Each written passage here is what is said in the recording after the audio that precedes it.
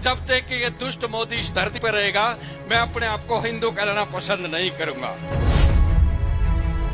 मैं अपनी 2 एकड़ जमीन इस खालसा और सिख कौम को आज इस मंच पे दान स्वरूप देता हूं। मेरे सामने गोली चली, एक लड़के के गर्दन में गोली लगी थी। अगर कभी भी मेरी गवाही की जरूरत पड़े तो मैं उस हालात का प्रत्यक्षदर्शी गवाह हूं। बोलिए सोनिहाल।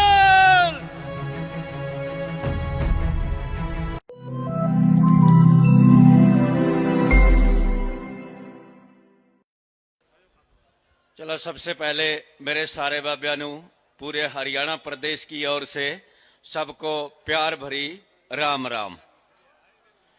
और आपकी जो प्राचीन परंपरा है, आप सबको सत श्री अकाल।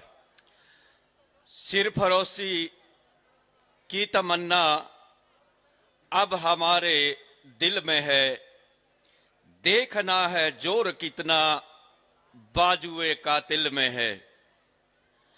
पत्थर को पिघला न सकी, पत्थर को पिघला न सकी वो करुणा भरी कहानी क्या, और डरने लगी जो मरण भय से वो चढ़ती हुई जवानी क्या, वो चढ़ती हुई जवानी क्या। तो हमारा दिन लंबा हुआ, लेकिन आप लोगों को बहुत जोर से, बहुत जुनून से, बहुत ऊंची आवाज में पूरे हाथ खड़े करके बुलंद हौसले से, ताकि उस गूंगी बहरी अन्यायी सरकार को आपके नारों की हुंकार से जलन पैदा हो, दबन पैदा हो, चुभन पैदा हो, तो आप इतने बुलंद जोश से एक बार जोरदार नारे लगाएंगे। बोलिए जय जवान, जय जवान, किसान मजदूर एकता, किसान मजदूर एकता, हरियाणा पंजाब भाईचारा, हरियाणा पंजाब भाईचारा। बहुत ही सम्मानित मंच, मेरे पिता समान बुजुर्गों, नौजवान साथियों और मेरी आवाज सुनने सभी सुन रहे इस सिंगू बॉर्डर के ऐतिहासिक आंदोलन में पहुंचे सभी किसान क्रांतिकारी योद्धाओं,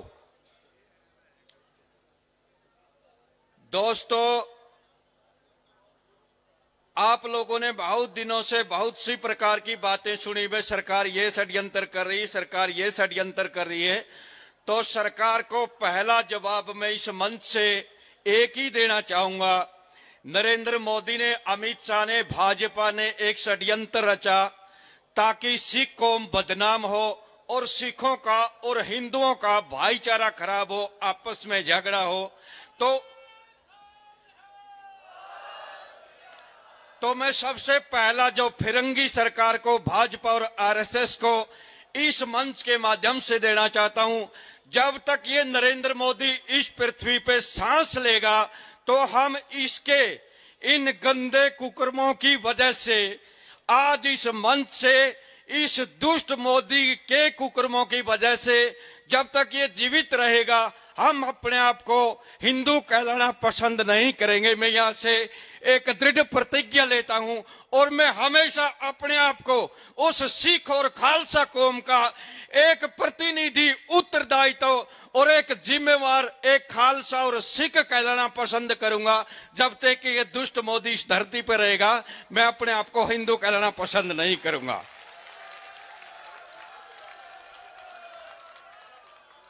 तो दूसरी बात, मेरी 2 एकड़ जमीन है।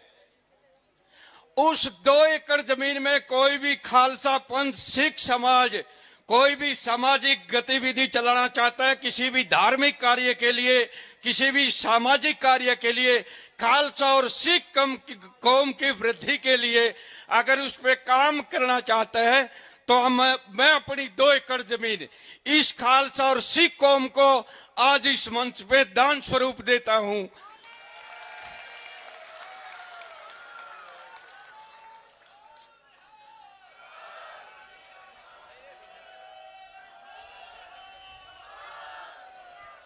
और मैं एक शिक्षित व्यक्ति हूं, ऐसे नहीं, मैंने पॉलिटिकल से एमए की राजनीति की सभी गतिविधियों को मैं जानने वाला विद्यार्थी हूं। इनकी सब गंदी गतिविधियों को मैं बहुत अच्छे से जानता हूं। ये दुष्ट जो तोमर कार्य था, वह मैं किसानों से 11 मुलाकात की और 11 मुलाकातों में ये नहीं बता पाए वह किसान इन कानूनों में काला क्या है। तो मैं सारे देशवासियों को, उस दुष्ट खेती बाड़ी मंत्री को बताना चाहता हूं कि आपके पास काला क्या क्या है।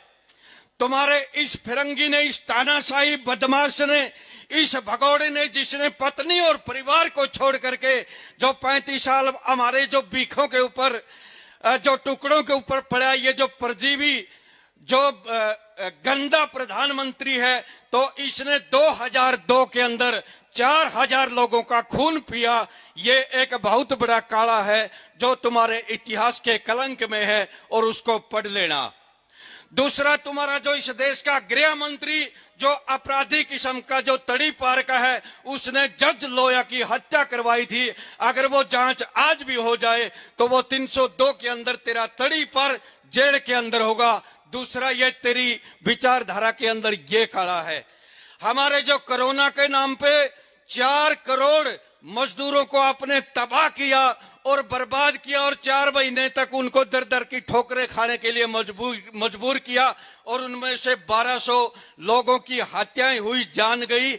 तो ये भी तेरे उसमें दुष्ट, तुम्हारी इस विचार में भी काला है, तुम्हारे समाज में भी काला है और तुम्हारी पार्टी में भी काला है।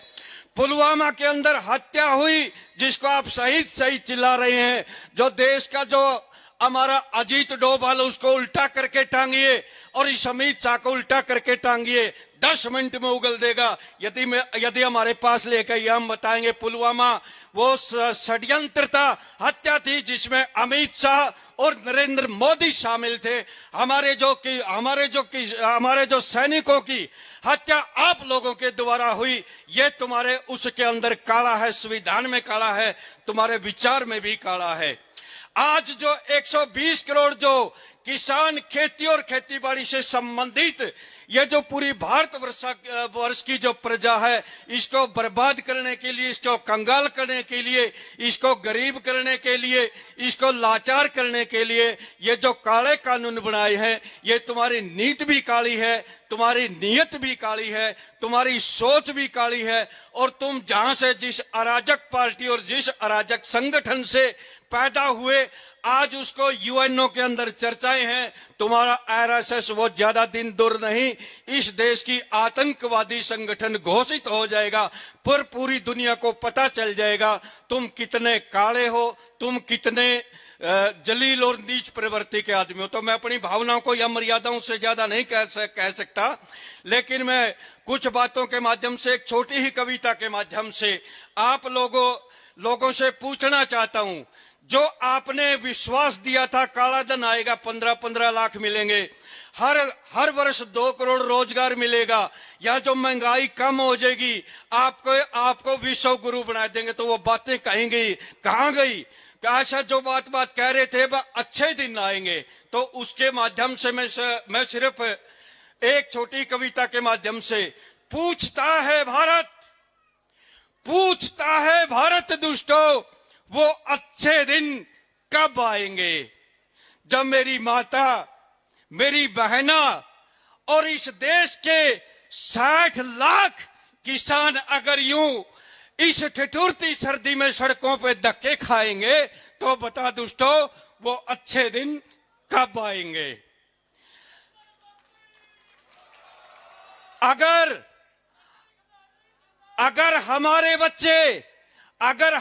बच्चे हर रोज चाइना बॉर्डर और पाकिस्तान पे न्यू तिरंगों पे लिपट कर आएंगे और वो न्यू ही हर रोज जान गवाएंगे, पूछते हैं जल्लादों, पूछते हैं राक्षसों, वो अच्छे दिन कब आएंगे।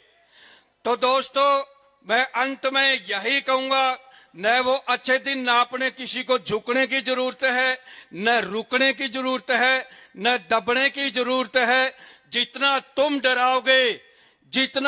डराओगे तो मैं ये फिरंगी सरकार को बताता हूं, तुम उतने ही जूते खाओगे। तुम जितना हमें धमकाओगे, तुम जितना हमें धमकाओगे तुम उसी तरह नरक और गर्त में जाओगे। तो मैं अंत में फिर यही जो बातें, तो हमें न किसी पुलिस का डर है, न किसी प्रशासन का डर है, न किसी मौत का डर है, न किसी पुलिस का डर है। मैं यहां से आह्वान करता हूं, जो आईटीओ के ऊपर जो गोली चली थी उसका मैं प्रत्यक्षदर्शी गवाह हूं। मेरे सामने गोली चली, एक लड़के के गर्दन में गोली लगी थी। अगर कभी भी मेरी गवाही की जरूरत पड़े तो मैं उस हालात का प्रत्यक्षदर्शी गवाह हूं। अगर देश के अंदर कोई भी सेना का अधिकारी हो, कोई भी पुलिस का अधिकारी हो, मैं वो गवाह हूं जिनकी आरएसएस की आतंकवादी जो गतिविधियां करवाते हैं, बम ब्लास्ट करवाते हैं, कैसे ये बम बनाना सिखाते हैं, उनका मैं अकेलो मौजूदा गवाह हूं। मैं बताऊंगा कौन कौन लोग इन लोगों को बम विस्फोट करवाते हैं और हिंदू मुस्लिम के दंगे करवाते हैं, और इस देश में जाति और धर्म के दंगे कैसे बीजेपी और आरएसएस इस देश के अंदर दंगे भड़काती है और इस देश का माहौल खराब करती है। यदि किसी पुलिस अधिकारी, अगर कोई सेना के अधिकारी को ऐसे व्यक्ति की जरूरत पड़े, करमबीर नैन हरियाणा प्रदेश से मैं मौजूद रहूंगा और मैं बताऊंगा ये किस प्रकार से देश के अंदर दंगे फैलाते हैं। तो किसान न डरा था न झुका था। पहले भी हरियाणा प्रदेश आपकी आन बान और शान के लिए जान दे सकता है, हर कुर्बानी दे सकता है। हमारे पंजाब के भाइयों से जिस तरह नौ से मांस दूर नहीं होता, हम हमारे बुजुर्गों की आन बान शान और पगड़ी पे आंच नहीं आने देंगे, सिर कटा लेंगे, लेकिन आप लोगों को झुकने नहीं देंगे। यह पूरे हरियाणा प्रदेश की ओर से आह्वान है और पूरा आश्वासन और विश्वास। मैं खुद स्पोर्ट्स कोच हूं, मेरे सैकड़ों शिष्य आज सेना में भी हैं, और मैं आप लोगों को ये यहां से मैं प्रण और प्रतिज्ञा लेता हूं, मैं आगे पूरे जीवन में ना कोई सर्विस करूंगा, ना कोई काम धंधा करूंगा। जहां भी इस देश के अंदर कहीं भी अन्याय हो, चाहे वो किसान पे अन्याय हो, चाहे वो मजदूर पे अन्याय हो, चाहे वो सिख पे अन्याय हो, चाहे वो मेरे मुस्लिम भाई पे अन्याय हो, मैं पूरा बचा हुआ जीवन अन्याय के खिलाफ लड़ूंगा और इन फिरंगियों के खिलाफ एक बुलंद आवाज करता रहूंगा। ये मैं आज से यहां से एक प्रण और प्रतिज्ञा लेता हूं। मैं फिर आपसे विनम्र निवेदन करूंगा, आप पूरी बुलंद आवाज से जोरदार 2 नारे लगाएंगे, फिर मैं अपनी वाणी को विराम दूंगा। बोलिए सोनिहाल। किसान मजदूर एकता, किसान मजदूर एकता,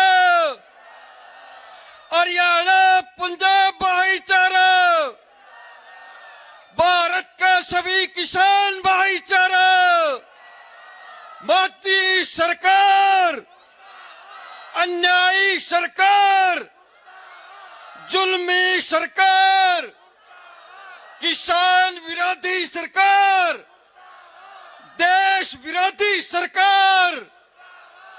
जय जवान, जय किसान, जय संविधान, जय हिंदुस्तान, जय किसान।